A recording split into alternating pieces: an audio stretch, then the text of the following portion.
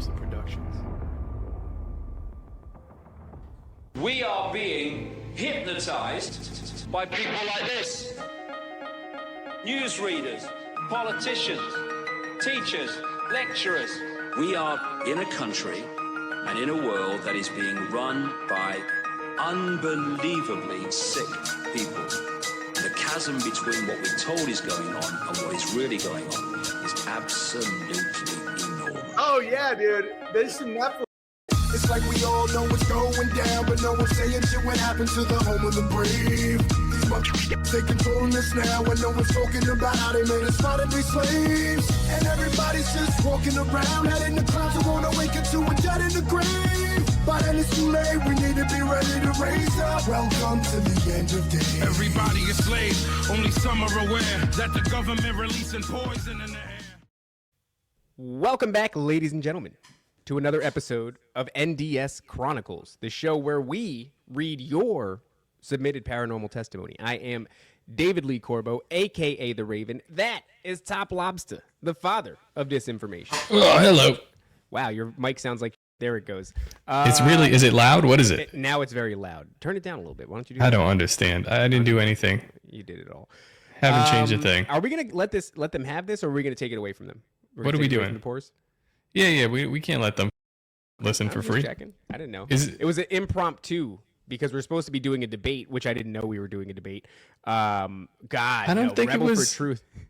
It wasn't a debate. I don't know. I'm not sure what we were doing. Well, I saw it. I saw the announcement for it, and it was labeled debate. But we were supposed to debate. Apparently, JT. It was labeled debate. It was labeled debate. I saw it labeled debate. I didn't know that. We almost got. So what ended up happening, we were supposed to do a show on Legit Bat with JT follows JC, who, audience of this show knows, has been on multiple times. He's a good buddy of ours, and he's all about the little season. And I think, Top, you're not so much about the little season. I'm kind of like in the middle. I don't care. Like I don't really think about it very much. Yeah, it's like I don't think about it at all. But I mean, Ed Mabry did kind of like ruin it for me a little bit. It's a lot of fun. It's a lot of fun, the theory. But when you start to get into like the nitty gritty of some of the stuff, I'm like, oh yeah, it's just a fun theory, Well, I mean, either way, we were supposed to go and which is an insane thing. A debate with us and anybody is very silly. But that ended up falling apart. And so now we're doing an impromptu NDS Chronicles where I still have to announce that sometime around the 30-minute mark, we're going to be going live exclusively. My mic is extra hot. Let me know if it's like lowered down a little bit because I don't know what the hell's going on. Unbelievable. I've changed nothing. Oh, there you go. See, Top sound is fucked up if this is live. It is. Look what you've done, dude. Look what you've done. I've literally changed nothing. I have no idea what's going on. Well, I'm very sorry. I'm very sorry. Nice. Yeah. I feel like you don't do that much. You're not like a big apologizer. Yeah, that's lower. It's better. It sounds better. Okay. Well, anyway, guys, sometime around the 30-minute mark, we're going to be going live exclusively to patreon.com/Nephilim Death Squad, where you can continue enjoying this conversation, sounding off in the live chat, and gaining early access to the episode before the general public. You could do it all for free. Just head on over to patreon.com/Nephilim Death Squad. Sign up. Hey, it's me. Sign up at the 7-day free trial and get out of there before the billing cycle kicks in. But I hope you stay because we make a lot of content, and it's actually a really good deal. You pay a couple of bucks a month, and you get a fire hose of content because NDS is prolific. And so we've got a lot of backlogged on patreon.com/Nephilim Death Squad. That's right. You're definitely going to want to be a member on there within the next week. We're thinking like Friday. The tickets will be dropping for Brohemian Grove to the members. We have some crazy announcements. There's going to be all kinds of people there, and I have a feeling that we don't even know the extent and the amount of people that will actually be showing up. Oh, hold on. I don't like that. I don't know what happened. We don't even know all the people that will be showing up. We're reaching out to people just to come and hang out. If they want to come hang out, they'll be sitting backstage and stuff. But that's kind of what I wanted to do is we have Owen Benjamin and we have Sam Tripoli. So that's obviously a huge deal. Shane Cashman is going to be there as well. No free tickets for members, Z-Man. No free tickets. But as if the event is not big enough, what we're trying to do is go for this kind of interesting vibe where after the show is over and we hit the streets and we go to the restaurants, we go to the bars. They're directly across the street from each other. We all do human sacrifice with you guys. We all do human sacrifice. You're going to see some of your favorite content creators just out and sacrificed. About. We're going to sacrifice Donut. I think it's a blood moon, and we're going to sacrifice Donut. He's a worthy sacrifice. So you'd be like, guys, oh, no, man, that's not cool, bro. Donut? Donut, so guys, as we that's going to be plunge his last word. So, guys, you're really going to want to be there. It's June 20th through the 21st. It's a 2-day event, and our Patreon members at patreon.com/Nephilim Death Squad are getting first dibs, because after we open the floodgates to Cashman's audience, Owen Benjamin's audience, Sam Tripoli's, you could bet they're going to be gone. So we want you guys. They're going to be gone super quick. And I mean, we even have some other people that might be coming. I mean, is that too early to announce? I think it's too. I mean, I've been in talks with somebody. I think we'll keep it under wraps. We'll announce it once we're more solidified in it. But yeah, this event just keeps getting bigger and bigger. We have no business doing this. And I said to you this morning that when we set out to make Brohemian Grove, we made something cool, right? You go, oh, wow, that's a cool event. They're doing comedy. They're doing conspiracy, right? It's kind of unique in that way. And so that's cool. What's ended up happening, guys, is we are getting ready to launch an event that will be, I don't know, one of the most popular things if you're on Twitter. As far as content creators, if you're on Twitter and you're following, you know, the trends and who's who, I don't want to give away too much, but people are going to be there that are going to make people their pants. So, you know, get to your pants, all right? Get to patreon.com/Nephilim Death Squad. Anyway, guys, all right, we're going to get into the remainder of the story that we read last time. This is from, I almost doxed him again. Hopefully you guys didn't see part one. Well, all right, we doxed him. There he goes. Because I'm pretty sure the first. Wait, let me check the first line. Yeah. This one starts off with, like so many before me, please don't say my name on air. And if you guys do read this on air, and so sorry, Nick. Sorry. So I'll pick it up. You'd have to watch the last episode to know where this is. I don't even know if I remember what happened before, but he goes on to say. Wait, no, let's read the last part. He started making a 5-foot-tall painting. Oh, he got into like New Age. He's painting Kali, talking about Hinduism. This guy did a lot of drugs. He's talking about Marcel Vogel. What did he say here? Boom, boom, boom. Same local park. I would do walks by myself a few times. He felt like he was being watched by the government. He could hear that there was just nothing. Starting to feel full-on gang stalked and didn't want to be one of those crazy people. So he just let it go, I guess. So here we go. All right. Him and his wife. All right. You want me to pay? I'll do it. I'm going to read it. Okay. You do it. My wife and I, my new black wife, my wife. Oh, by the way. Wait, you want to pull those pictures up real quick? Because those are really funny. Yeah. David's I've been out making here. Brock turn all the homies into black people, and it's actually fantastic. I think Clint's came out the best. It looks the most realistic. Although they all do look really realistic. You go to patreon.com/Nephilim Death Squad. You can see these black pictures.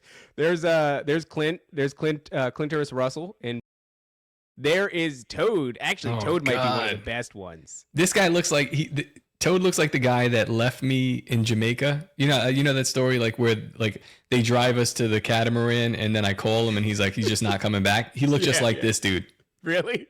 Yeah, no, just like this dude. You know what's funny though? When my wife saw him as black, she was like, if he was black, he wouldn't be a virgin. And I was like, damn. Yeah, true. But the kind of girls he'd be pulling would be disgusting. Oh yeah, they'd be bad. They'd be real fat white chicks, but still, you know. I don't know. They'd be fat. No, this type of guy pulls fat black chicks. But whatever. Here we go. It's me. Yours is so bad, dude. Yours for some reason aged you like 20 years and made you a Somalian pirate, and it is very aggressive. Very aggressive. It says nigga twice. Couldn't decide. Because I said make him black and they made it twice on his shirt. This one is funny. Go to Jose's, because Jose's cap. Yo, his hair is so crazy. The caption that I made for that one was yo, have you ever heard of the KFC bombing? And I thought that was the best one because of the whole OKC bombing thing. And then we tried to do Cole. So we have Cole here, but it just made him like more white. I was like, it wouldn't do it because he's graduating. So I was like, no, we can't. Yeah, it's a picture of Cole graduating, and for some reason, all it did was just make him look better. It gave him like better teeth, and but it didn't change his skin color at all. Although that was very There we go. Oh my God, there's Josie. My God, Josie, the redheaded libertarian, looks insufferable. I could smell this picture. It smells like cocoa butter. Smells like cocoa butter. Yeah, for real. So crazy. She's so well hydrated, her skin. Yeah, very, very, very agitating to look at, honestly, because it feels like she's going to lecture me and she's going to have a sass and a bop in her voice that's going to really, really make me upset. Said the headed libertarian. All right, we got to stop. There's too much racism. All right, we're going to get into these pictures. This show's not about racism. All right, let's I'm sorry, into these stories. So my wife and I would go to the YMCA and be lightly tripping, lift, and then sit in the hot tub and sauna. But that had to stop after one time I was in the sauna with her and I saw her face morph into like a fairy elf kind of face. Ooh. You were tripping and lifting? It's weird. That's crazy. Like, so you're doing mushrooms or acid, and it's acid, and you're going to the gym? This man is an animal. A completely ungovernable animal. Okay. He's a dangerous retard. Dude, I mean, 100% a dangerous retard. I've never heard anybody recreationally drop acid and go lift weights. That's crazy. Okay.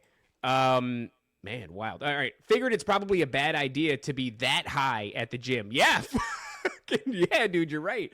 Acid was definitely the easiest thing to get for a while. And so me and my wife did that together a bunch of times, but we never did anything more than one tab. And so never truly broke out from this reality. Well, I mean, thank God you were at the public YMCA gym. Just microdosing acid. This is weird. It's crazy, dude. I wonder if it helps you get a pump on. All right, so I did have one trip where for some reason I decided to go to bed like 2 hours into the trip. The moment I fell asleep, I was in what looked like a white marble holy place. Here we go. Interesting. Or like a very religiously built coliseum of sorts. And no better way to describe it than the jesters. Oh, interesting. It was more vivid than any normal dream I've ever had.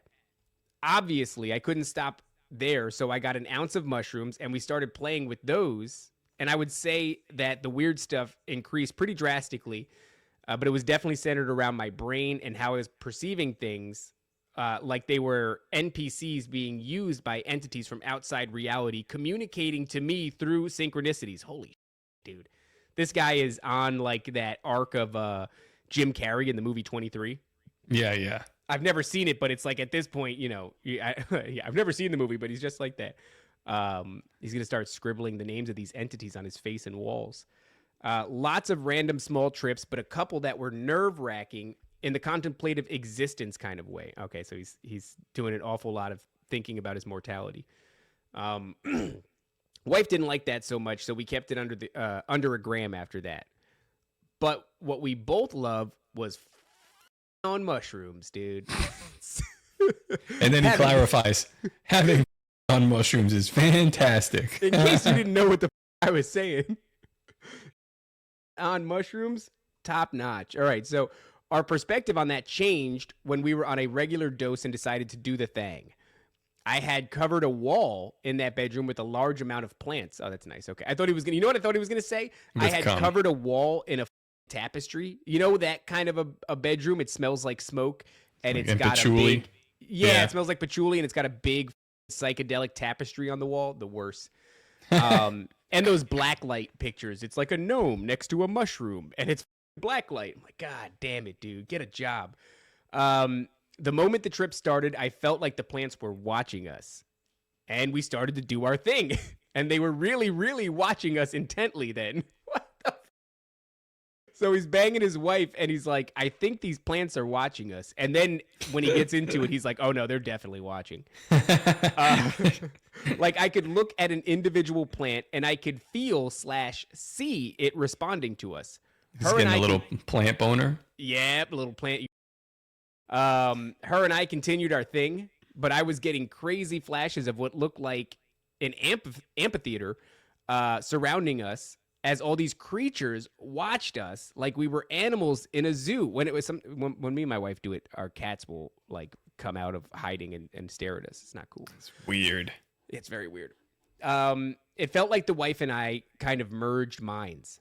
Then I got flashes of what looked like a close-up of an insect's eye and a mantis-looking creature that made creepy-ass clicking sounds. That's interesting. So even the mantis creatures are watching you. Damn, dude, you must have been putting on a show. After we finish, I said it felt like we were being watched the whole time, and she agreed and described the whole thing that I experienced, which was really friggin' weird. Man, that is, I don't understand. You're going to do mushrooms, right? And that's fine. I'm not advocating for it, but I'm just saying that's fine. And that's fine. But to then go, well, what do we do when we do mushrooms? It's got to be something extracurricular, right? Why don't we go to the YMCA? Why don't we go lift weights? Why don't we have like this? I don't know. Isn't it just like, what about sitting down and watching a movie or something cool? Like watch Pan's Labyrinth on acid and have a good time. Is that what you guys watched on Saturday? Pan's Labyrinth? No. What did I watch on Saturday? With the crew there. This is what Scott's saying. Oh, thanks for joining us, movie night. Yeah, we watched. And he calls you not nice, Scott. It's not nice, Scott. We watched The Fourth Kind. The Fourth Kind. And that's it's a little bit of a Billy Carson Anunnaki kind of movie, and it's really confusing because the whole time the Fourth Kind came out a long time ago. And what it does is it shows you reenactment footage. So it tells you, like, this is all a reenactment. And it'll put the movie scenes side by side with the old actual footage. But it's not actual footage. But they work really hard to convince you. Even at the end of the movie, when it's all done, it gives you, like, a wall of text. And it's like, ever since that day in 2000 and whatever, this person went on to be a psychiatrist that is now employed at this place, and that person unfortunately themselves. It like gives you a whole breakdown of what everybody's doing today. But I don't think any of it's real, which is annoying. But yeah, it's a cool movie. It just ends with like Anunnaki being like, "I created you." That's pretty gay. Yeah, I've been watching. I watched The House of David. That was great. Oh, what do you think? I thought it was fantastic. I thought it was a little dramatized. Yeah, it's got to be, right? Because there's a lot of information that we don't have, and if you want to make a series out of it, I understand taking some creative liberties, but I don't think they did anything gay. No, I thought it was pretty great. They had to like, listen, if you're gonna fill 8 hours of content, you're gonna have to make it up. That was realistically like 6 chapters of like the Book of Samuel or something like that. So I was like, all right. But I enjoyed it. I enjoyed that. Now I'm watching The Chosen, which is Amazon Prime was recommending that to me, but I was like, I'll make my own mind up. Amazon it just started playing it, and I was like, all right, I guess we're watching this now. How is that?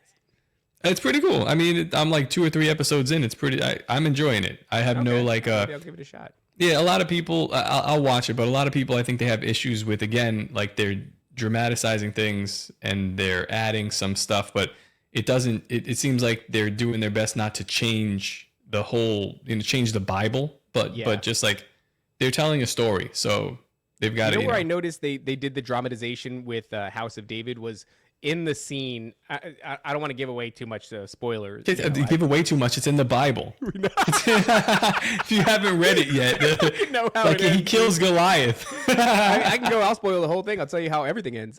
So when he's fighting Goliath, he's doing a lot of rolls, dodging of spears and rolls and stuff. I was under the assumption that he just like walked up and was like whip app and then cut his head off. That's what I thought. And but I mean, that's too short of a scene, I guess. So they I don't know what this means. I'm overmodulated. I like that Lucas said that, and he could just be making up. Yeah, Lucas. So what's that mean? What's that mean? Overmodulated. Well, turn down the modulation. I don't have any modulation on. It's just decided. Well, there's your problem. My microphone has decided it's going to do what it feels like today. So we're dealing with that, I guess. Yeah, all right, sorry. All right, let's get back into this. So he's talking to the mantises. They're watching him have sex. They're really into it. His wife tells him and confirms everything that he experienced. And then he says, at this point, I was determined to get my hands on DMT because, mantis creatures watching you bang is just not far enough. So he's determined to get his hands on DMT, but he could not source it for anything. So he decided to buy all the materials and make it himself. Surprisingly easy. Yeah, I was almost doing that once, but luckily I'm so actually dumb actually retarded that I couldn't even begin to do a simple science experiment where you extract it from. This is a good point from Stax Farmstead. They left out the part where they circumcised Goliath after he. That's a little strange. I understand why they left that out. That's very important to keep in there. Yeah. Yeah, you got to take that skin. They're saying now. I tried to fix it my mic, and they're saying now I sound gay. Yeah, it's turn down the modulation. I'm going to turn down the gay setting. Hold on. The gay. All right, I lowered the gay a little bit. There you go. We'll see what happens. And then he wore the foreskins like a crown. Is that what happened? Is that can you just wear one of Goliath's foreskins like a Yeah, he did cut his head off, which is pretty badass, and then he cut up his foreskin. Yeah. Hi, M. Lauren. I'm glad you're back. I didn't think you'd come back after the last Dangerous Retards. We were talking a lot of shit about you guys. But continue, David. Yeah. All right. What the hell was I doing? Where am I? Boom, boom, boom, Maybe boom. a good idea for Grove foreskin cloaks. We'll figure it out. Cloaks. Yeah. That's nice. Should we tell the people we're thinking about like VIP packages and like that? Yeah, we are thinking about VIP packages. We're thinking about kind of a swag bag with some in it. We're also thinking about a very limited amount of cloaks. I'd like them to be brown this time because black is a little menacing. It feels a little bit, a little dark. I wanted to go like a dark brown, something a little earthy. What do you guys think? What do you in the chat? Why don't you give us some suggestions for what you people would want? What would make a VIP ticket worth it for you? Foreskin hats is an option, but we'd have to source a lot of giants and we'd have to a lot of skin off of them. VRP is nice. Very retarded people. I like that. Yeah, listen, I'm doing my best. These guys are trying. They're like, it's peaking. It's this, that. I don't know what's going on. So we'll see. We will see. Right. I'm so sorry. We were supposed to have a freaking different show before this, and we decided to do this one. But that guy, number one, he scheduled incorrectly, and then number two, then spilled water on his laptop. So this is the most menacing shit I've ever heard. M Lauren 777 says, "I'm always here. I just have different names on X, and she's just always watching." Lurking. Always watching. What the fuck are they doing? Okay. What the fuck are they doing? Okay, all right. He does DMT. He has sex with his wife. They like that. The animals and everything in the plants. They like that. This mantis creature makes clicking sounds. After I finished, I felt like we were being watched the whole time. Okay, I'm sorry. He's determined to get his hands on DMT. The anxiety before doing DMT is a really weird thing. It felt like I was about to die or commit suicide. It's hard to describe, but it felt almost like possession in the form of fear pushed into you from somewhere else. That's interesting. So I did the thing, and all of reality vibrated with the highest pitch noise you've ever heard and completely shattered. That's interesting, like the voice in the glass, like a singing, and shattering the glass. Mm-hmm. Immediately, I was in what felt like an underground stone chamber in front of a wall that was being lit with torches. I couldn't see, and this entity, who at the time I didn't know was Thoth of the Egyptian pantheon, asked me for permission. It said telepathically, "I need your permission." Of course you do, you piece of shit. "Be quick, but I need your permission before you continue on." And so I raised my right hand and said, "Yes." Damn, you fucked up, dude. You gave Thoth permission. He's gonna 100% have sex with you. He's like, "I seen the way you do that thing with your wife. Very interested in you doing that thing to me." All right. The moment this happened, I was in like a Hindu temple, but everything was shifted green, like in the Matrix.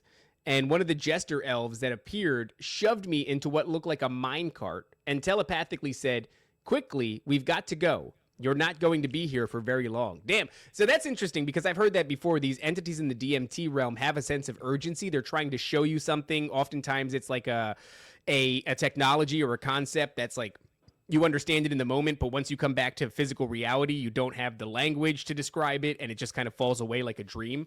Right. But they always seem to have this sense of urgency. They know you're actually not going to be in that realm for very long. So I mentally asked, "What is this?" And it responded mentally with, I mentally asked, "So this is what this is?" And it responded mentally with, "Yep, but we got to go. We don't have much time." And it zoomed me around and poof, I'm back into my body again. For the next few minutes, I saw hieroglyphic looking things on my bedroom walls until the DM DMT finally released me. I've seen that before. I saw that on what the hell is that stupid called? Not K2, Salvia. I saw hieroglyphics.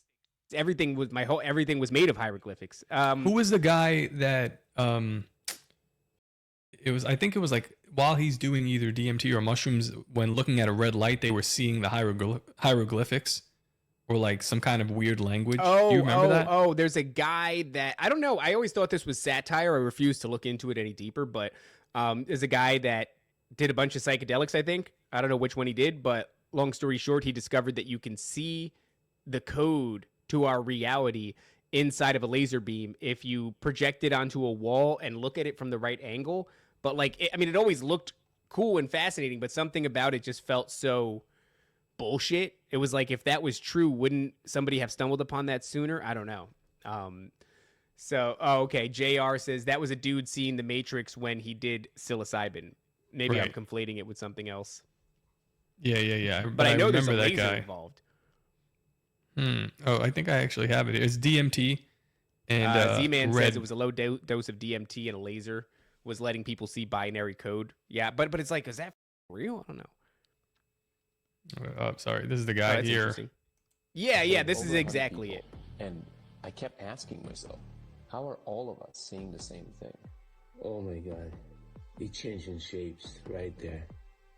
The laser was revealing numbers and letters running in a pattern. Pyramid's like this big here, and it looks like code. It looked like programming code.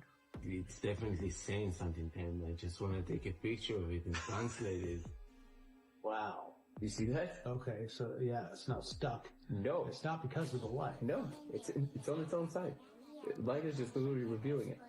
That's that's fine. That's pretty cool. I don't know. I'd like I to don't know check what that that out. is. Like, I don't know if that's real. I don't know how I feel about that.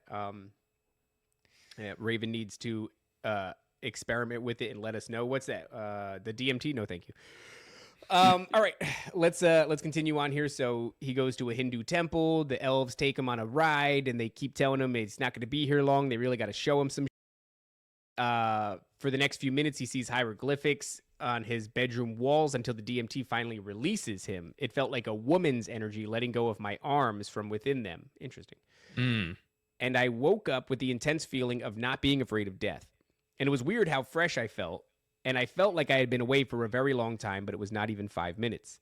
I was enamored by the whole concept of DMT, but still didn't grasp any negatives mentally or spiritually. All right.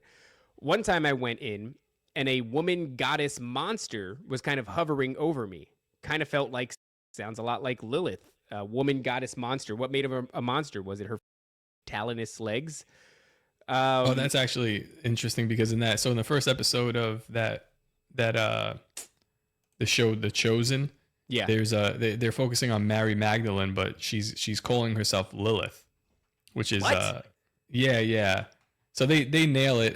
Again, it's not biblical, but she's possessed. Oh, hi Nancy. She's in our other private. We have layers of private chat. Like you can't even get into Nancy's this layer. Here, finally, I was wondering if she was going to decide to work today. Yeah, thanks for showing up, Nancy. Almost a no call, no show. Almost very a last minute. You're gonna have to dox your pay. Yeah. So she's Lilith, and basically, I like the first episode is about the Pharisee Nicodemus, who actually has like a redeeming story at the very end. If you read the Gospels, he prepares Jesus's body after but he is a Pharisee. He's like a high rank Pharisee, and he tried to perform an exorcism on this woman, and it didn't work. And then Jesus comes at the end of the episode, and bingo, she's good. But it's funny, like they knew to use the term Lilith, or that's what she was calling herself as a prostitute, which is it's interesting. I don't know. Yeah, I'm gonna continue watching. I like the way it's going. It's not gonna be like reading the Bible, but it's always nice to have like entertainment pieces about something that we're talking about and something that we really enjoy talking about. It gives if it's done correctly. There's another one that came out, The King of Kings. I know it's from that suspect ass Angel Studios or whatever. This is from David is from Angel Studios. Oh no, sorry. The Chosen is from The Chosen is from Angel Studios. Yes. So I don't know how I feel because to me it's very strange. The whole Timothy Alberino, QAnon, Save the Kids overlap is very strange to me. And Timothy Alberino? I mean, I'm sorry, not Timothy Alberino. What's this guy's name? Jim Caviezel. Jim Caviezel, Alberino and Caviezel, they were close enough, even though totally different. But I see that it keeps getting good reviews, and so I want to show Jack, my son, I want to show him King of Kings. So I don't know if anybody in the chat has seen it and they think it's good, let me know. I'll check it out. Listen, I mean, at this point, I'd rather watch this than like some other. But yeah, Angel Studios. Oh, Angel Studios was founded by Mormons. That makes it a lot more fun. Not Nice Guy. Shout out, Not Nice Guy. Shout out, Not Nice Guy and his co-host. Thank you for Angel Studios. Okay, let's get into this. Shout out, Hottie Love. Nancy says, I never know when you people are going to do Chronicles. Yeah, Nancy, we pay you to stay on your toes, okay? Yeah. You're supposed to be, the whole stipulation was we pay you and you wait on our every beck and call. I don't know. Nancy, you come into Brohemian Grove? Apparently she is. Really? Nancy, there will be no murder at Brohemian Grove. And also, we're going to have security. Somebody's going to have to make sure that Nancy's not taking weapons into the venue. Okay, let's see here. So the third time I did no. Okay. Yeah. I woke up again with the fresh feeling. Wait, did I skip something? The third from the last time. No, this is from the goddess monster hovering over me. Kind of felt like, and she said she was gonna fix me and for me to open my mouth. She jammed a giant Futanari succubus in my mouth. No. I opened my mouth for real, which I could feel, but I was still in a different reality. When I did, she poured an electric lime green liquid into my mouth, and I felt something in my brain click, like it was a part missing from a computer. And then I woke up again with the freshest feeling, and again, I felt like I had just died and came to life. The third from the last time, the third from the last time I did DMT, I was brought to an endless field where I was greeted by the DMT elves. An endless field. I wonder if it's like a field of reeds, like what? Gladiator? Elysia? Yeah, I think it's called Elysium. Because I think there's probably something to that too, right? Like, why would that be part of their lore? Enough people would have had to have, like, I don't know, had NDS, near-death experiences and been like, yeah, I was in a field of reeds. Okay. I was brought to an endless field where I was greeted by the DMT elves, and they were either walking around or standing at these giant mushroom-looking trees. They greeted me and said it had been a while. Then one of them asked me if I wanted to know the secret to all of reality. I said, obviously, yes. It said, okay, but that you can't bring it back to the other side, and they can't know yet. See, that's what I'm talking about. That's that you can't bring back from the DMT realm. That's exactly what I said. So it told me specifics, and I remember saying, seriously, that's the secret? The whole universe is a joke? And it responded with, yes, it's the biggest joke. And then I woke up laughing, but couldn't remember the specifics of the joke. Interesting. It was a black joke. It was a black joke. Very funny. No, you know what he said? He told him that Yakub made the white man. And he said, that's funny. Really? And that was it. You know, one of the things that I really love about just the story of David and what they did with that, because like I have to go back and reread all those books from the Old Testament, because I was rereading, like we did Revelation. Now I'm looking at Genesis, but there's so much good stuff in between. I'd love to get somebody on to talk about King Solomon, but you know, last time that went we tried that awry. once. It didn't work. Didn't work out too well. But the idea of like God having a sense of humor, like, is like the things that he's doing are very funny. Yeah. Like nobody knows. Just like the Jewish guy I was arguing with today, he was making up all these like valid arguments to me as to why. He's like, well, Jesus, you guys believe in Jesus, but he didn't come back. He didn't fulfill the law. He didn't do this. He would have been a warrior. He would have been this. And I'm like, it's really funny that you think that. Like that you're looking for this, because the God that you're worshiping is quite hilarious. Yes. And you're just like looking for all these characteristics that you bestowed for whatever reason on God. And then when it doesn't show up the way you think God's wrong. Yeah, you're like, well, obviously God's an and he's wrong. He's like, no, he's very funny. He's very funny. Your interpretation. Yeah, it's like, but he came and he fulfilled all that law. Like every law every prophecy you're talking about, he fulfilled it. Like sometimes even twice. So like you're looking at stuff, but you still can't see it. It's kind of funny. It's right in your face. Well, that's it. That's that strong delusion, right? It's sad. Yeah.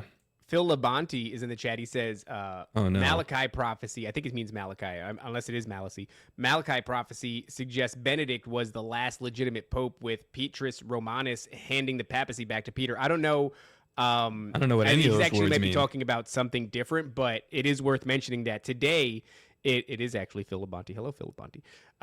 Today is, the Pope is dead. Actually, I think the Pope died last night, technically, on Easter Sunday.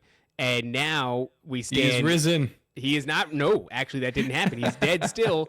And so now we're waiting to see if. And you know, there's a prophecy out there. I think it's called the prophecies of Saint Malachi or something like that. I could be totally wrong, but there was this idea of like 111 popes, and then after the 111th pope, something. We tried to do an episode recently on it, and we had a guy on, and he said, "Did you know that there's a prophecy about the Pope being the last pope?" And we said, "Yeah, I've heard about that. Tell us about it." And he kind of went, "Well, did you know there's a prophecy about the Pope? This could be the last Pope." And then that was kind of the end of that. Then he asked us to edit it, and I was like, absolutely not. He's like, "That part where you said that trannies are doing stuff at the White House, can you edit that out?" And we said, "Well, no." Well, no. So I mean, there's a That's literally what I told this guy. Yeah. It was wild. Yeah, I mean, I don't know how you guys would ever handle this in your situation if you ever like had a podcast and then had like an agency reach out to you to book their client, and then after you do an episode with them, the agency reaches out again and says, "My client was uncomfortable with something you said. Could you edit it out?" And I just responded, "No." That's it. No explanation. just "No." Just too. Yo, this is great too. By the way, Z-Man says the Pope died at 88, which is true, and he died on Easter, which happened to fall on Hitler's birthday this year. Hell yeah. Strange. So strange. Yeah. And Dave Smith's birthday. And Dave Smith's birthday. Also, my grandma died. My clairvoyant remote viewing abductee grandma died on 420. She was very sad. She got too high. She went to. That's so true. Okay. All right. So it's the biggest joke. Okay. Second from the last time I did it, I was blasted into a many-colored room that was spherical with another sphere in the center that was kind of churning into itself.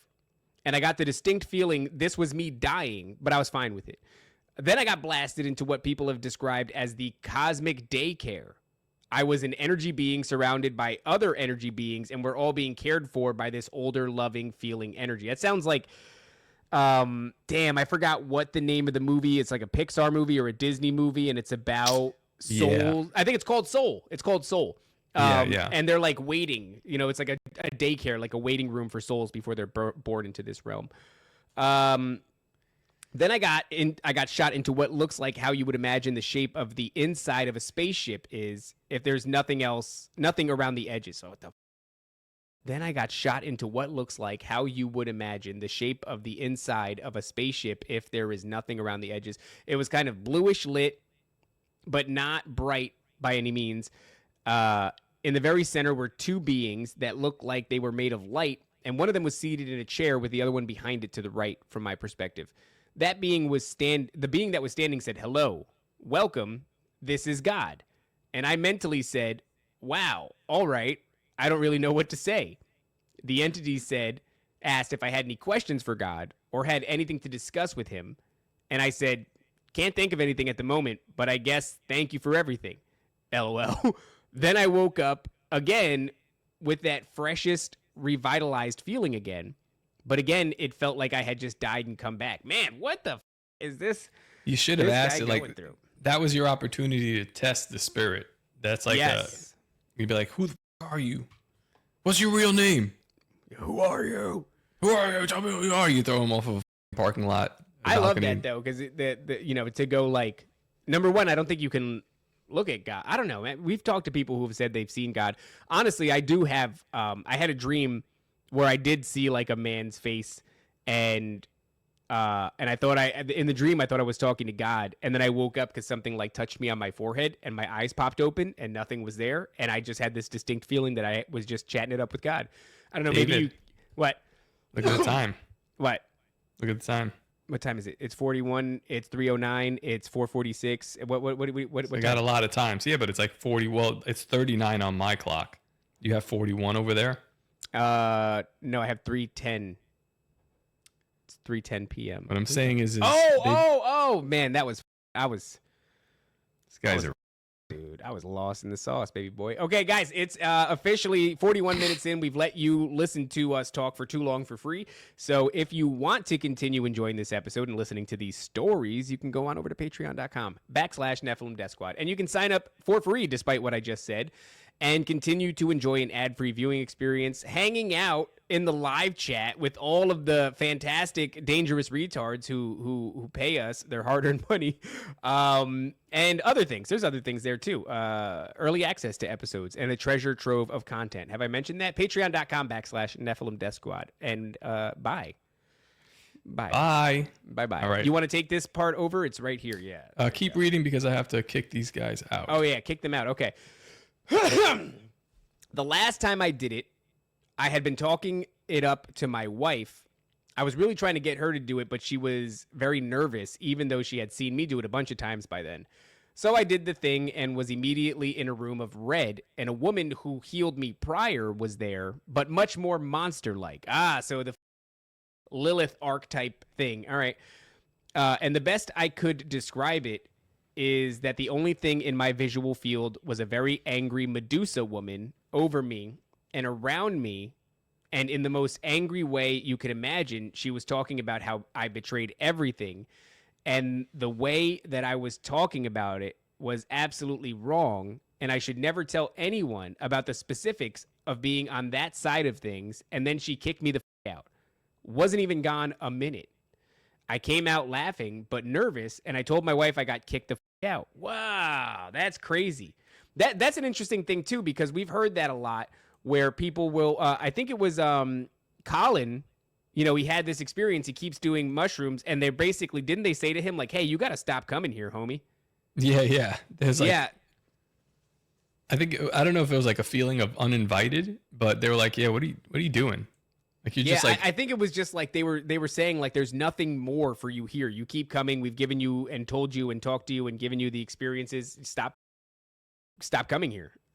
So it's interesting because, I don't know, if you think of them as just plain evil creatures, you would say, well, their motives are to corrupt you, and so the more you show up, the better it is for them. But something does seem to happen occasionally where they're like, you're not welcome here anymore. Stop coming here. Yeah, maybe they're just not getting what they want out of you, and it's like, all right, we're done could here. Be. Yeah, it could be that. She was still willing to try it, so I loaded her up, and she hit the thing hard 3 times like you do. I watched her inhale and exhale. We waited, and nothing. Absolutely nothing happened to her. Shortly after, she had a dream where she was talking to someone who looked just like me, but she could tell it wasn't me in there.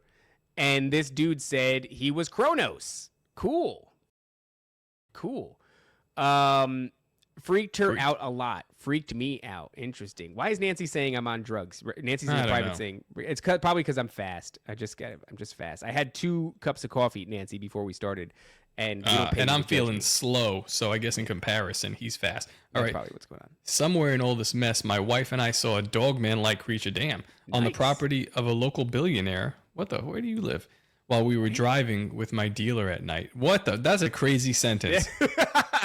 It just like kept getting crazier. All right, so he saw a dog man on the property of a local billionaire while driving with his dealer at night. Even a local billionaire is a crazy sentence. Yeah, I don't even have a local billionaire. Tom's like a millionaire, I guess, but that's true. All right, but we noped the out of there. Same dude and his girl came over one time for to chill, and we were discussing the deep about reality, and his girl was really saying some incredible things. We kept on track for a good 10 minutes, and at the end, we kind of found a stopping point, and then everyone in the room but me just forgot everything we were discussing. And when I pressed them on it, they just kind of NPC stared and moved on to hell yeah, weed man type stuff. Wait. He pressed them on. What did he press them on here? We kept track for a good 10 minutes, then we ended up stopping point, and everyone in the room but me just forgot we were discussing deep about reality. And he's pressing them on the deep. Yeah. Oh, and then they that's kind of interesting. have to like fall back from it. You know what's weird? Like they went too far and their programming doesn't allow for it. It's that's happened to me with some of my friends here that I recently met. They go so far and then they get like kind of like goofy about stuff, but they can't break a certain.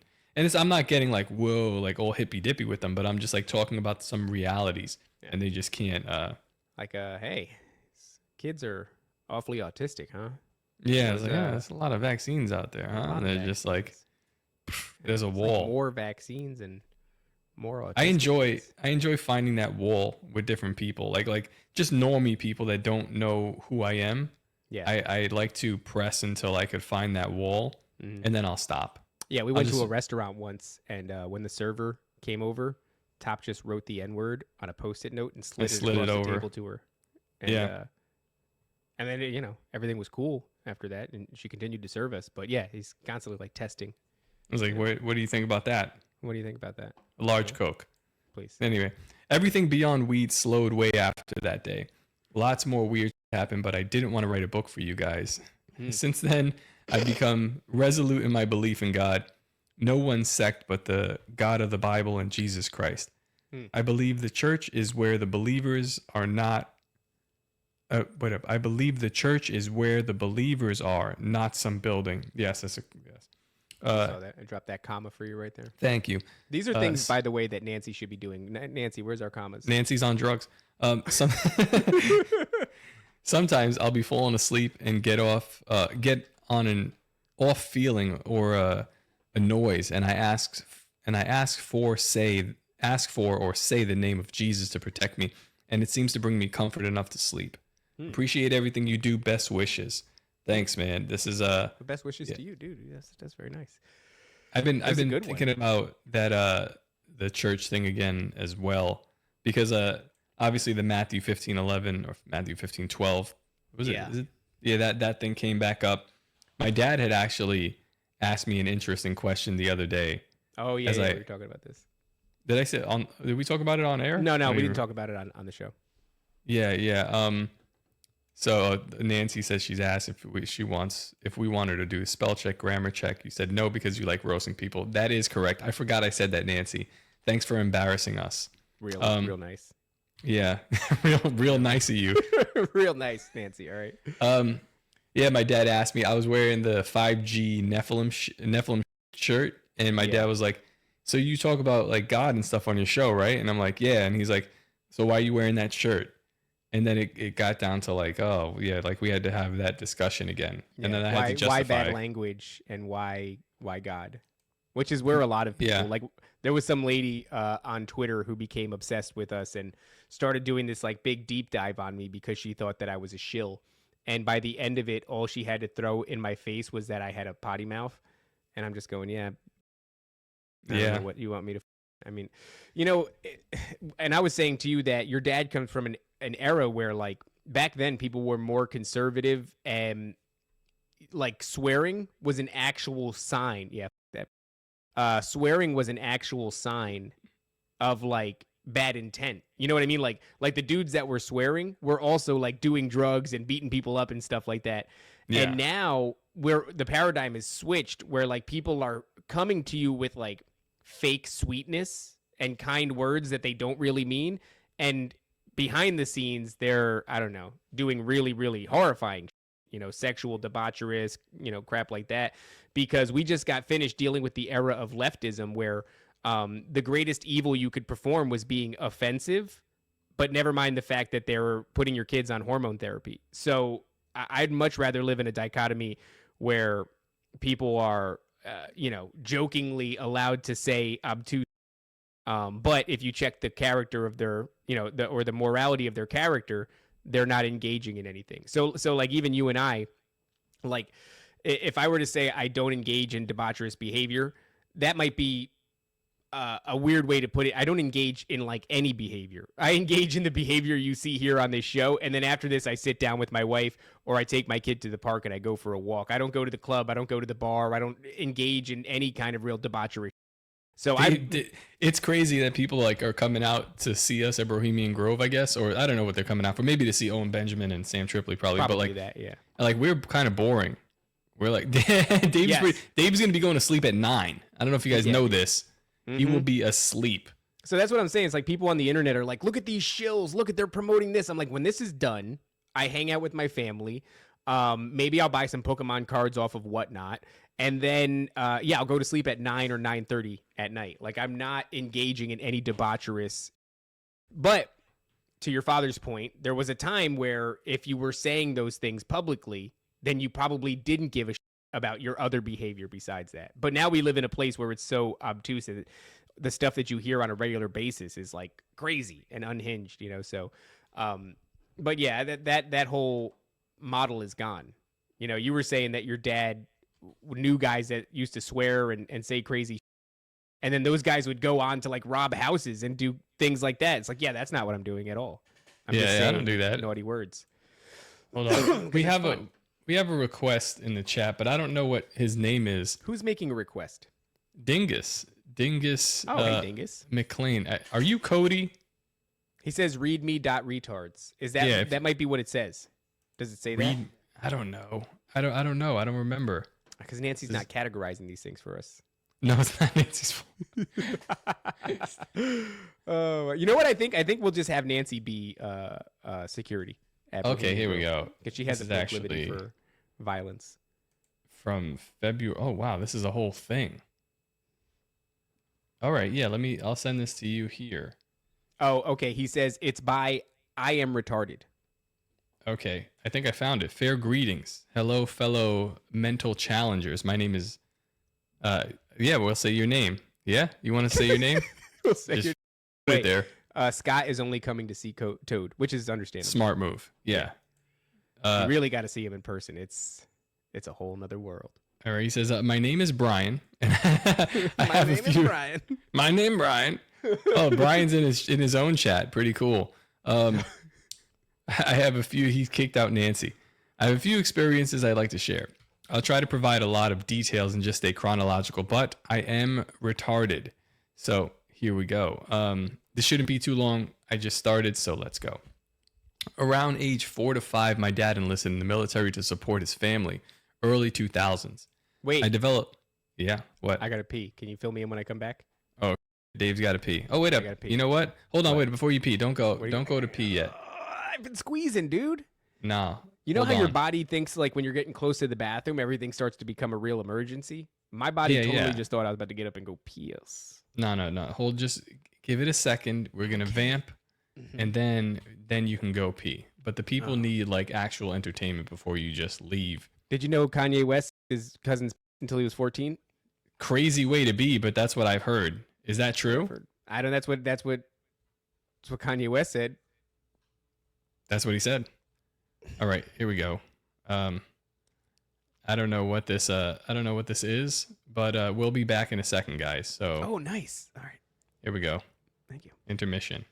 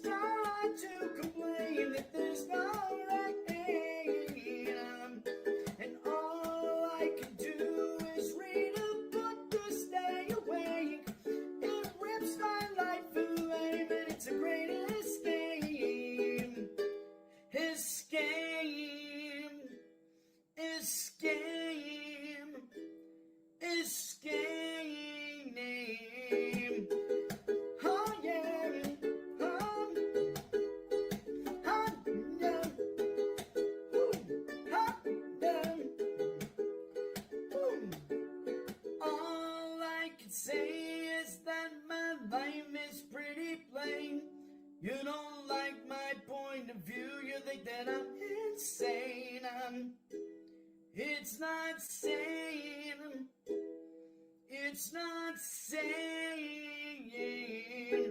I just wanna someone to set me up. Oh, oh, oh. I'll always be there when you ain't paying. You know I like to keep my dreams running. So stay with me and I'll have it made. We're gonna have it made, yeah. We're gonna have it made. We're gonna have it made, yeah. We're gonna have it made. Whoa, whoa, whoa, whoa, whoa.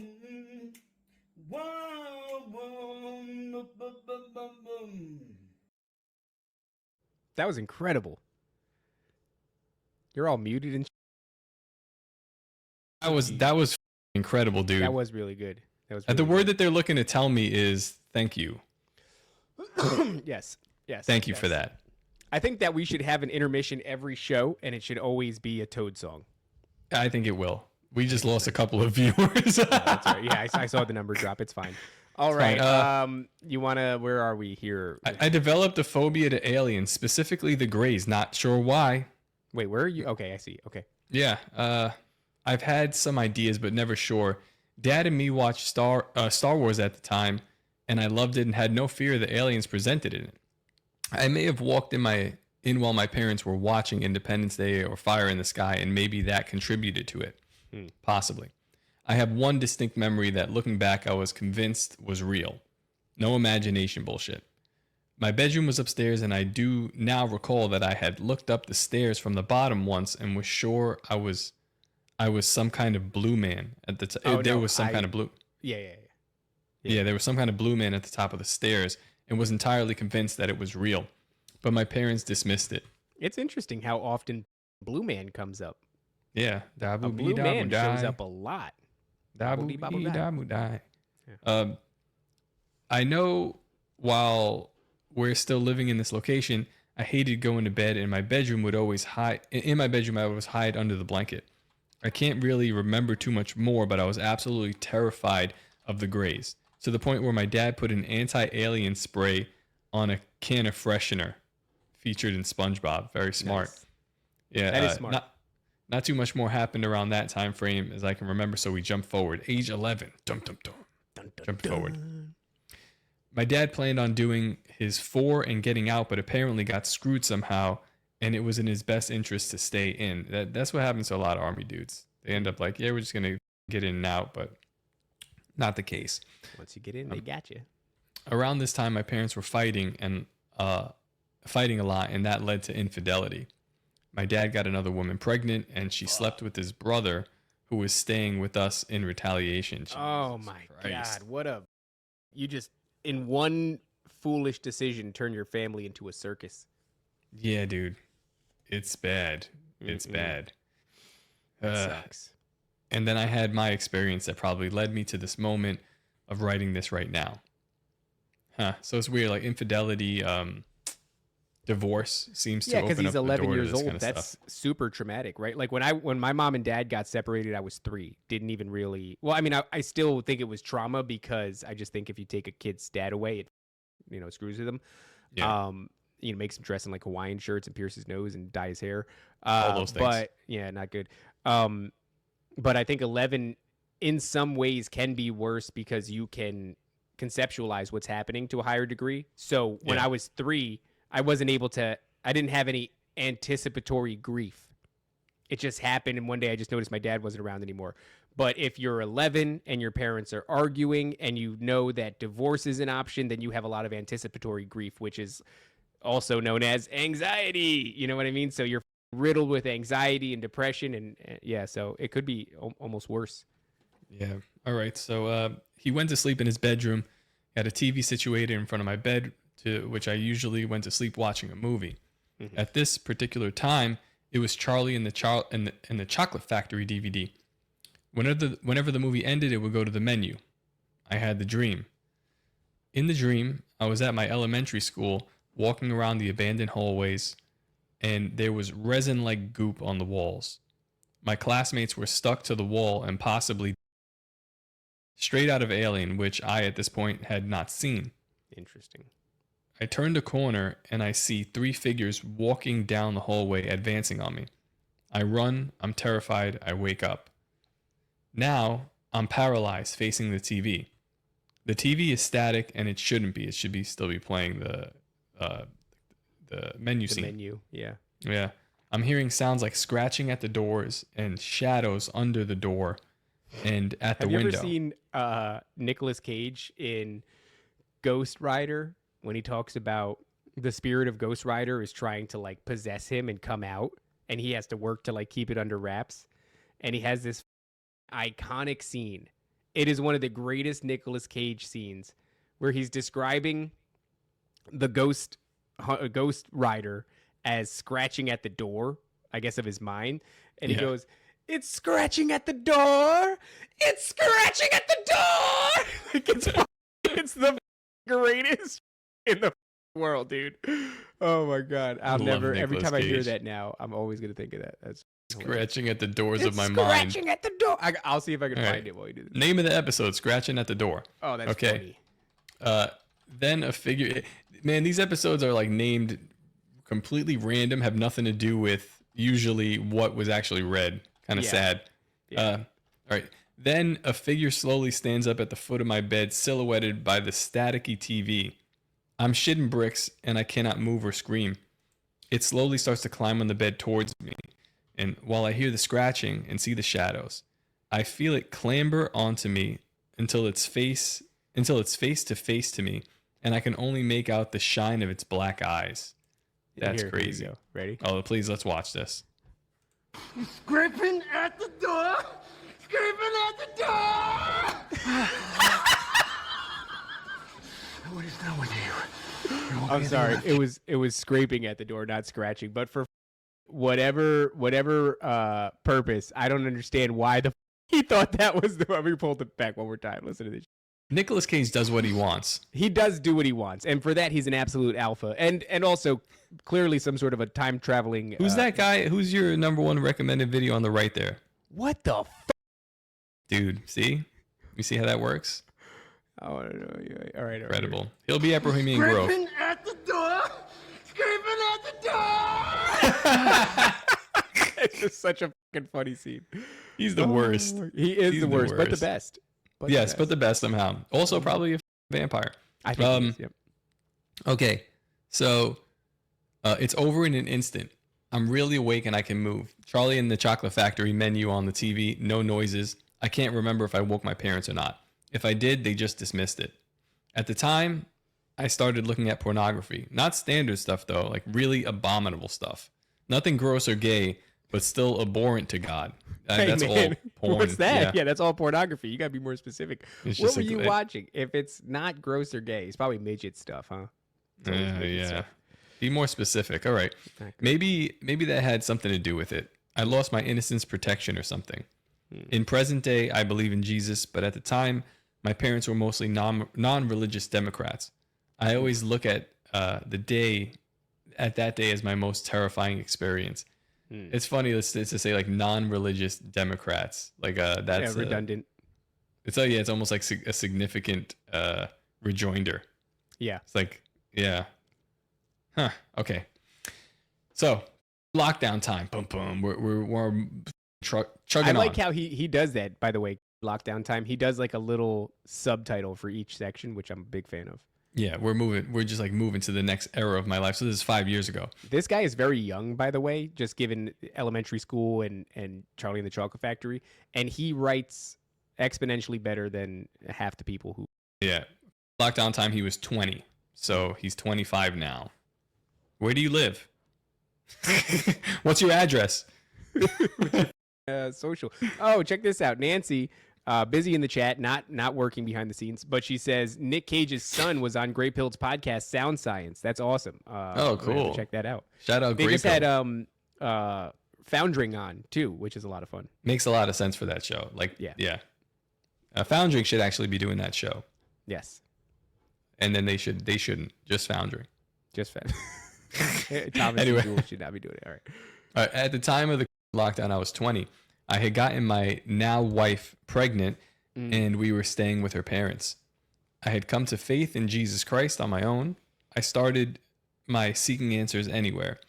I looked into the simulation hypothesis and realized, what the is the difference? There is none. Right. I'd found the truth and was on my own to find out more about it.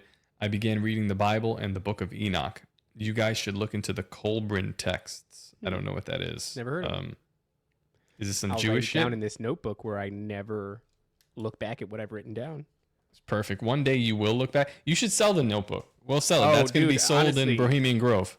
Some of these notebooks I can't get. Like one of them has my uncle's, like, not his eulogy, but like I did a piece at his, the thing when he died, and yeah, I don't want to give that away. But there's a lot of weird shit in here. There's a lot of, if you don't know what you're looking at. So these are Egyptian text. They're Celtic text. They're Celtic, saying that's that. Fascinating.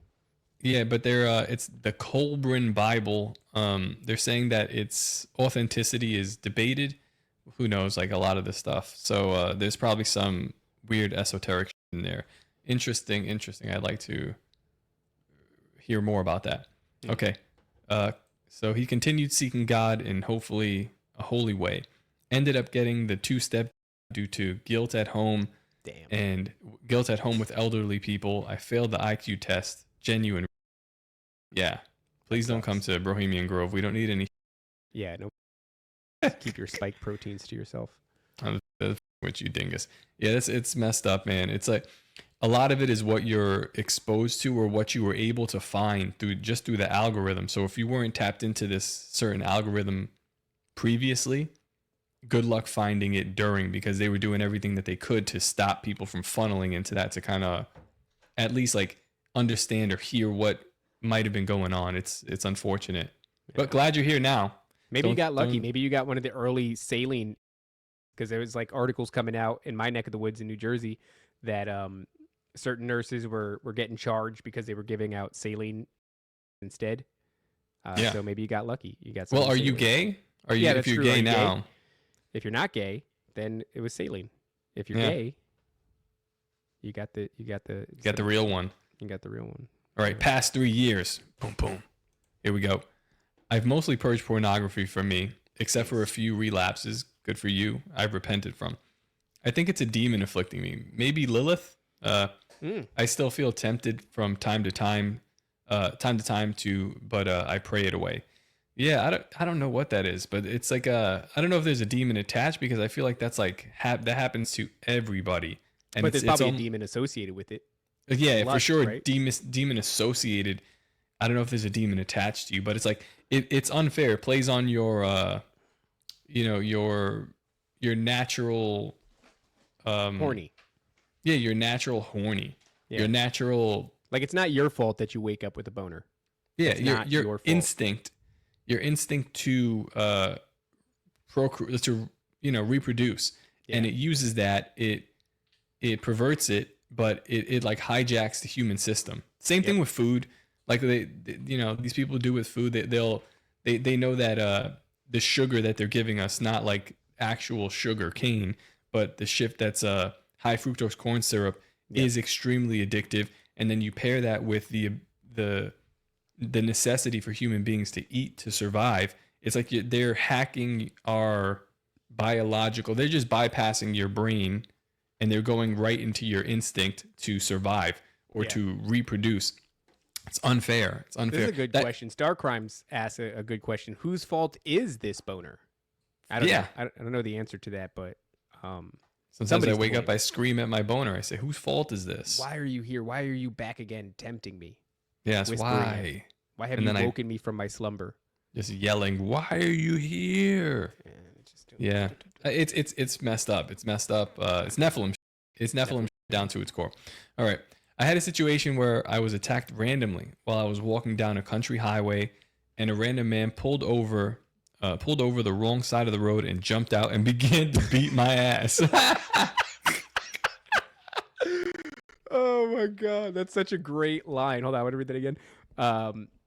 I was walking down a country highway and a random man pulled over the wrong side of the road and jumped out and began to beat my ass. That's a awesome line. Damn, yeah. No bullshit. No like, oh, I had him here, but then nope. He just got out and whipped my ass. Honestly, if you're walking down a country road and somebody just gets out, I would be a little bit alerted, but I could see how like this dude jumps out and just starts you up right away. I could see how you'd lose that fight because you're not expecting it. Yeah, because you expect, like, if anybody's got an altercation with you, this is where the element of surprise and the ability to commit yourself to an act of violence really is sometimes the deciding factor. Not your skill or your strength or your ability to execute it, just your ability to commit to the act of violence. Because other people will be like, because they're not committed, they're just having a walk. So you hop out of your car and it's like, is there a problem here, boss? And you're looking for dialogue. There's no dialogue. You're looking for any kind of context about what's happening. There's no context. Next thing you know, you're getting your ass beat, and you had there was no normal lead up to that ass beating. I could see how that could catch you off guard if you're not ready. You know, my godfather told me about like fighting. He used to show me how to fight when I was like younger, and he told me, I forget the exact words, but basically like, yo, finish the fight. Yeah. Like don't ever stop. Yeah. He's like, if somebody's committed to fight you, or if you're committing to fight, it's like almost to the, I don't truly believe that, but I understand the mentality that he's coming with. It's like to the, like, I say that to my wife though, the other day, when we were walking around, and there was somebody that was, I forget why it came up in conversation, but it was about if I had to fight somebody. And it's like, the world is always better if I win, because as soon as I notice that you're out of commission, I've been fighting for a long time, very comfortable doing it. I'm not going to jump in the air and on your skull. You're not going to go die in a hospital from a brain hemorrhage unless, you know, your head bounces off the concrete, which is like horrifying. But, everybody is so much better off if I win. I don't know you. I can't let you win. Nobody's better off if you win. I know me. I know that I'm not going to kill you. And so the world is much better every time I win a fight than it is if somebody else. But yeah, I mean, that's a lot of people don't want to finish a fight. It's because the implications of it are like you are defeated, which is to say you are dead almost. Well, yeah, like if you're practicing jujitsu, it's like, when you beat you to death. I've choked you. Yes, if I wanted to, like, that's the implication of a fight, which is why I don't like to fight, because it's like I'm implying that I have you. Yes, and that's what's weird about a fight, because if this was if the tempers were high enough, then you would die. If it was reality, if all this fake bullshit was stripped away of, like, you know, we have this civilization, which is really just a structure that is like built around. There's laws and stuff that are saying like, if you do this, then, but the reality is like, if that falls away, which is very easy, that could very easily fall away. We almost saw that fall away in 2020, where it's like, yeah, well then what? You know, that's the reality of it. You want to start a fight, like, it could be like you're gonna die. Like that. I don't know. I was watching a video not long ago where a dude beat up another dude, and one guy gets KO'd, and the other guy actually like moves in and catches him as he falls to the ground, and then just like lowers him to the ground, and then just walks away. It's like, yeah, that's the guy you want to win the fight. Yeah, but not really ever. That doesn't happen. No, that's so rare, dude. Are you kidding me? To have enough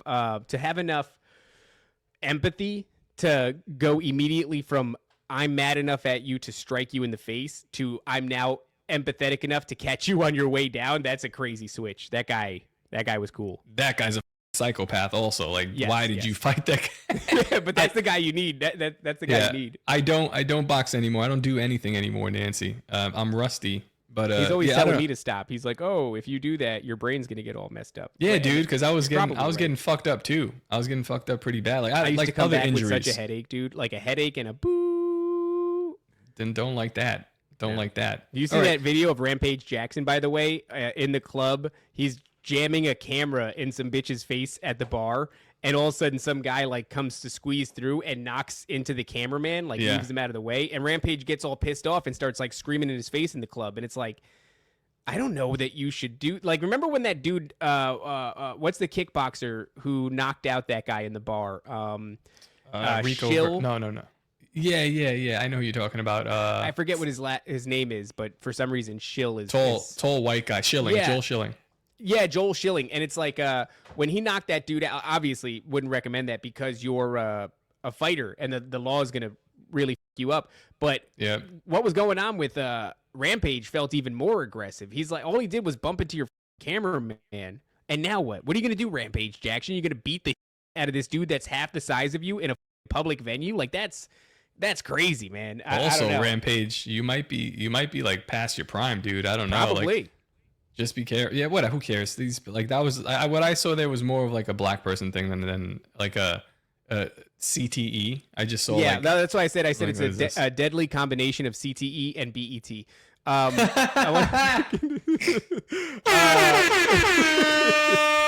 Rat Season has a great question. He says, masturbation is a sin, but what about sucking your cousin's? That's fine. That's fine. All right. I saw the headlights behind me and shout out Kanye.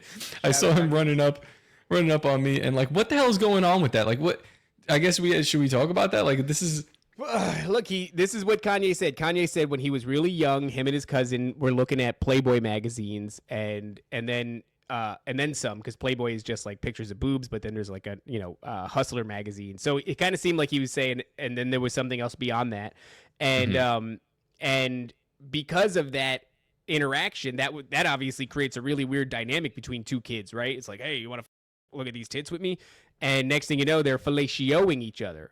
They become bros they're cousins, but and then this continues until he's 14 years old, which is like, look, I don't know what age limit you got to put on sucking your cousin's, but you just can't.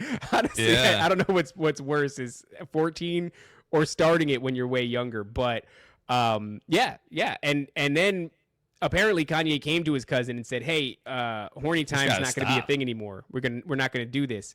And after that, his cousin goes on to like rape a woman, and now he's in prison, I believe.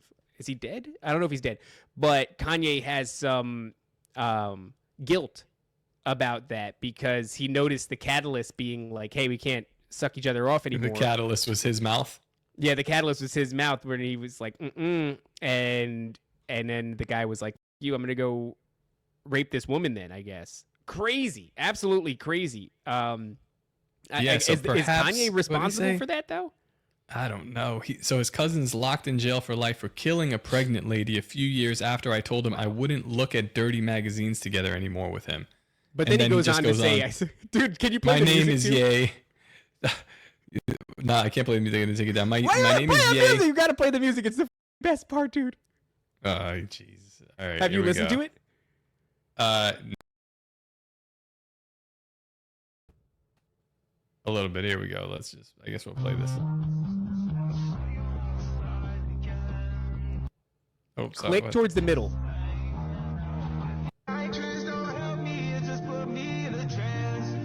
What? Wait a second. Pause this. All I heard was nitrous don't help me. It just puts me in a trance. But I clicked on it at one point. I didn't realize the video was this long. And all I heard was in auto-tune, which is so funny because I said Kanye needs to say I saw my cousin's in auto-tune. And then I went back and listened to the video and was like, oh my God, he did. So there's literally an auto-tune section of him being like, my cousin's. This is crazy. This is the craziest shit in the world. I don't think they understand that I'm not attracted to a man. Nitrous don't help me, it just put. What the? All right, I don't even know if I should listen to We gotta watch this later on. That's very funny. Okay, what the hell is going on? But is Kanye responsible for his cousin doing those things because he's his cousin off? Yeah, I mean, geez, man, what kind of a world is it where you're gonna be held accountable for the actions of a dude you? My name is Ye, and I my cousins till I was 14.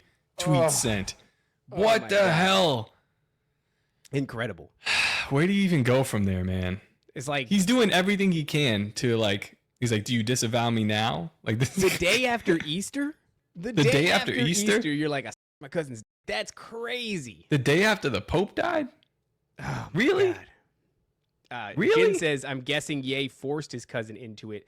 Playboy was only girls, I thought. Right. Well, I think the problem is when they suddenly get boners and they're like, what are we supposed to do with these? And that's probably a huge problem. Like, well, somebody's got to suck this. Did he force him? That becomes a different question. All right, let's finish reading this guy. Let's finish reading it. I'm sorry. Okay. In the middle of your story. I saw the headlights behind me and saw him running up on me, and like I just stood there and waited to see what he wanted. This man was big, almost 7 feet, Nephilim. I asked him to stop. I asked him why, but he kept going. That day I was equipped. I removed my tool and put against him and used it. Whoa. He let go and asked me to spare him. I could hear his baby mama screaming for him. All I could say was, what the oh, you got caught in the loop. Yep. You got caught in the loop, baby. It's contagious. Can't be too close to him. Called my wife and 911. Went to the hospital and then jail. They asked we were drug buddies or buddies. Nope. They told me his name. Holy didn't know this guy. I did know this guy. Oh, I did know this guy. I had worked with him at a job a few years back. A dirty place where everybody had done some time. He actually had a giant swastika tattooed on his chest, and I could recall that one time he told me that I should be a cop because people like me should be cops. Strange. Anyway, I didn't want him to die, and I prayed for him, and I was very stressed out. Oh, this is a crazy story. Man. I had a dream that he was standing at a bonfire. I told him I'm sorry about what happened. I didn't want him to die. He hugged me and said, "It's all good, Bubba," and I woke up. He didn't die because they resuscitated umpteenth times. Wow. He went to jail but got out not after much time to shoot a store with no casualties after his baby mama OD'd. Damn. I believe he's in jail to this day. Jesus Christ, man. And just because you set him off, that's your fault? That's your fault? You didn't do anything wrong. Unbelievable. Yeah. That's honestly, though, that's nuts that he ends up having this dream. He's got a giant You were equipped. What did you do? You shot him, I guess? It sounds like he had a gun on him. Yeah, I think he just didn't want to use that language because I tried to help us out with censorship on He kept telling him stop. And hopefully obviously you're in a good state. That happened to you in New York, you're going to jail. Oh, but, yeah. You look like you're Arizona or some. I mean, somewhere in the South. Wow, that was a lot. He says, now I've had a few more dreams and I'd like to share them. After his very threatening story, he's like, I am carrying a gun. I'd like to share a few more dreams. It's like, okay, fine. Tell your stories, bro. I guess we'll just read them. Yeah, we don't want any problems. Straight, bro. Hands up, don't shoot. No. In this dream, I was in a locker room area inside of what I believe was a small mall with a lot of people in it. A guy literally out of Men in Black walks in. He says to the room that he's looking for me. Nobody says anything until I notice that somebody is about to snitch on me, and then I give myself up. He cuffs me and takes me to the white van outside. Then begins hell. It's like medical hell. I'm not entirely sure what was going on, but I believe it involved a lot of needles and MK Ultra. At some point, there was some World War II era footage. It might have literally been Die Glock. Oh, that's the UFO, the Nazi, the Bell UFO. Yeah. I remember almost coming to and remember being on the table, and then someone doses me up again or begins working on me again, and now it's like an innocent children's cartoon, very much like so much trauma that you imagine something else. While I can hear saws and feel needles. Jeez. At the very last, I feel a needle go into my eyes and I wake up. Cold sweat. At the time, I was planning on going to the military with the encouragement of my dad, but nope the out of that. At the chance that this is some kind of prophetic dream. I guess I should at least also mention the government has had some kind of eye on me at least since 12. No bullshit. Oh, gang stalking. That's interesting. I wonder what gives you that impression. Well, my dad worked for a 3-letter agency at a certain point, and when I was 12, I was posting pro-anonymous stuff on my Facebook. Funny. That's so funny, you edgy little douchebag. That's edgy so little. Funny. Now look at them. 12 years old. My son is 9. No wonder why you're vaxxed. But I could imagine him doing that. I know he's going to. He's going to be so into like whatever conspiracies he discovers as a kid. It's going to be embarrassing for him. Yeah. So he was posting this stuff, and my dad said I needed to change it because it was affecting his work. Whoa. So they were on to you. I would say more about that, about my dad, but I don't want to piss them off too much. Okay. Let's not. Another dream, and then I'll wrap it up as he waves his gun at us. Very interesting. One more. We're just going to go ahead and in this one, I'm actually had to freaking bring my gun out today, which was a sad occasion. I didn't kill anything. What were you going to kill? There was like some guy at the front, and like my dad said he saw him, and he just like goes like he walks by, and then he just like waves 2 dogs into my yard. Yeah, maybe he thought that they were my dogs or something, but he was like go in there, and then he just like kept walking, and it was just 2 pit bulls, and I was like, That's oh, you got funny, it. Though. I like that. Yeah, he's like, I'm just trying to walk. I'm not trying to die. He's like, go in there, go kill those people. Yeah. So yeah, I seen just 2 pit bulls, so I'm he like, probably right, just saw the color of your dad's skin and was like, go back to your go back to your owner. Yeah, this is some Puerto Rican guy. He saw all the lights in my yard. This is yours. So my dad's out there like, and he's trying to like tell him to go, and I was like, they'll kill you. They'll just kill you. So I come out with the gun, and I'm just like, go. I was gonna shoot at him, but they got what I was saying. I was like, you need to go, and they left. I had something like that happen when I lived in my old house. There was some black people at the end of the street. They had a bunch of pit bulls, and they would always get out. And ultimately, the pit bulls were adorable. They didn't do anything. I'm not saying that it's good for them to get out, but like I remember one time it got out, and there's a pond on the street, and the dog just started jumping in the water trying to kill the ducks. So it was easy for them to get the dog back because it's just doggy paddling in shallow water trying to get ducks. It's a goofy dog, but one day I see the dog running up the street. I hear the owner screaming for it to come back, and what is it running towards? What's between me and the dogs? 2 ladies and a baby stroller. No. And I just went in the house, got my shotgun, and just ran down the street with a full pump shotgun in the air. And they went onto my neighbor's front porch, which is not a porch. It's not enclosed. And all they did was just get up against my neighbor's front door and scream. And they're banging on the door for him to open the door. And the dog's not doing anything, but it's running up on them and sniffing them. And I'm running towards them with a shotgun. And then the dog just took off and ran away just to get away from the owners. It didn't really care about the ladies, but I thought I was going to have to, spray dog parts all over the ground and also traumatize these women and a baby. Yeah. Well, they would have been fine, but man, I know. Probably pretty freaked out. It's sad. I like the dogs. Like these dogs were nice looking dogs, but I'm just like, good looking dogs. Can't be here right now. Like, especially like that breed. I have a border collie. He's a puppy.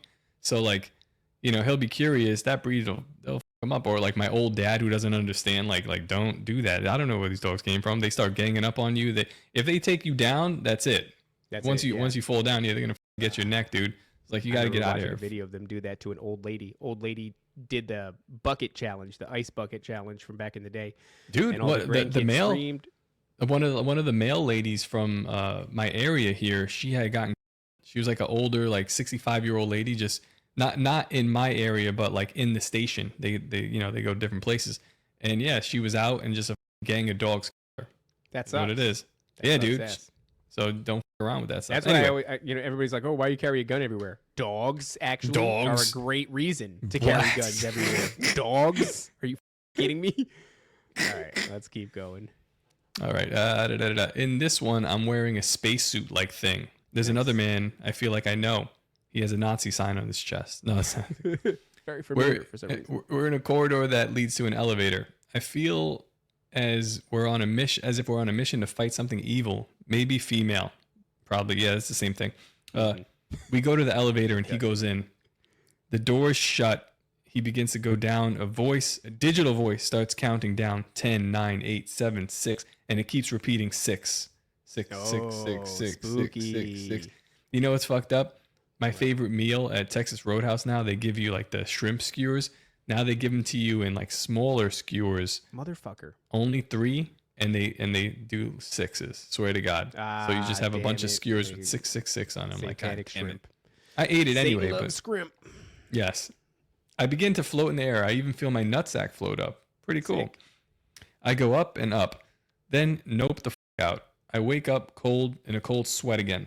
All right. Then he goes, another dream involved me and my wife. So he's just not going to stop. He has a gun on us. He's like, I'm going to tell you all my dreams. Tell us your dreams. Another dream involved me and my wife being kidnapped in a van. But when I looked where the driver would be, there was nobody there. I immediately call in the name of Jesus. I said, Jesus. Jesus, take the wheel. Yeah. Oh my God. And then woke up immediately saying, is king. No pause, break, completely continuous. That's cool. I do hope this finds you well. I appreciate what you guys are doing so much. It's awesome. I love how he's like, I hope this finds you well, but I'm actually in your chat right now telling you to read the story. Read yeah, it. exactly. I hope it finds you well, motherfuckers. I hope it finds you well. How are you? Are you well? Yeah, are you well? Racks around. Well, yeah, man. I mean, I don't know how old you are now, but you probably should do some sort of prayers of 25. 25. Okay, yeah. So I would be asking like any kind of generational bonds or any contracts that it might have unwillingly made, or any rights that have that these entities have over me, because that like reappearance of the woman thing again that you saw in the DMT realm sounds a lot like like I know a Medusa is a Gorgon, and we've talked about that before, how it's just a Nephilim. It's all Nephilim, but I think I've stumbled upon overlap between Medusa and the descriptions of Medusa, and then Lilith and descriptions of Lilith. But whatever it is, you got some negative feminine entity it's got its talons in you. It seems to me, at least. I'd be focusing on breaking whatever bonds this thing has to you. Yep, join the club, man. Break the bonds. Break the bonds. Breaking the bongs. All right. Do we have time for one more? We've been going for. No, I actually got to run. All I got to right. run. I spilled water on my laptop. So You spilled water on your laptop? No. It's a funny excuse somebody used on me that one time. I don't know. You ever been invited on a podcast and then the person that invited you flake? Not in recent memory. Not like even 2 hours ago. Oh, okay. Yeah, when you put it that way, sure. Guys, if you want to send in your paranormal testimony, send it to chroniclesnds@gmail.com. That's right, guys. We're not doing Nephilim Death Squad anymore at gmail.com because that is getting too crazy. There's too many emails coming in there, so we need to separate them. Go to Chronicles NDS. Yeah. If you want it read, if you want yours read, send it to Chronicles NDS, because people will hear that and go, I'm going to send it to the other one just to we're going to stop. Yeah, because we're not going to read them anymore. After 421, we're not. If you send it there, that's your fault. We're not going to read it there anymore. Make sure you send words of encouragement and kind words to Nancy. Tell her that she's doing a great job, and that her hard work is well worth the pretty big investment that we put into her hard work. Monetarily speaking, a lot. Compliment her on her lovely bound feet. How small and dainty they are. Because she does Chinese dance, right? Yeah. She has a very it's like the toes are curled underneath because they wrapped her feet as a child. Yeah. But it's very nice. It looks great. No, she's a great traditional dancer. So horrifying feat, honestly, to look at, but in function, it's incredible. So it's been difficult. Like we have to actually like take her, and you have to like her foot, you have to scrape it like a hoof and then re-put the horseshoe back on. But it wasn't this time. It was like the second to the last time when she came to us and she said, can you, and when we realized, when we went to go, because we had to clip her nails, they were growing in such a way that they were growing into the soles of her foot. But we trimmed that, we cut that back, and now it's just a matter of maintenance. So when you email us at chroniclesnds@gmail.com, just say something nice about Nancy's feet and send your testimony there. Send your testimony there and we'll read it. Also, guys, like we said, patreon.com/Nephilim Death Squad is exactly where the tickets are dropping first for Brohemian Grove. So if you want to come out and you want to hang out with us, you want to hang out with Tower Gang, you want to see performances from Owen Benjamin, Shane Cashman, Royce from Revenge of the Sis is going to be there. Obviously, NDS. It's going to be a great time. Tripoli's going to be there. So If you want those tickets, if you don't want them to sell out, if you don't want the bears, if you don't want the tinfoil hat tards to sweep up all the tickets, patreon.com/Nephilim Death Squad is where you want to be, baby. And also Xerox. Yes, please send us feet pics. Is that what he's saying? Yeah, please send your feet pictures to Nancy. Yeah. So with your story, include a picture of your feet for Nancy. Nancy, can we get an email address for you for all feet pics, all incoming feet pics? They're gonna go to Nancy. All right. Is that it? Is that what we're doing? We're done? Are we done now? That's it. Obey, submit, comply. Bye. The greatest hypnotist on planet Earth is a oblong box in the corner of the room. It is constantly telling us what to believe is real. You can persuade them that what they see with their eyes is what there is to see. You can't. Because they'll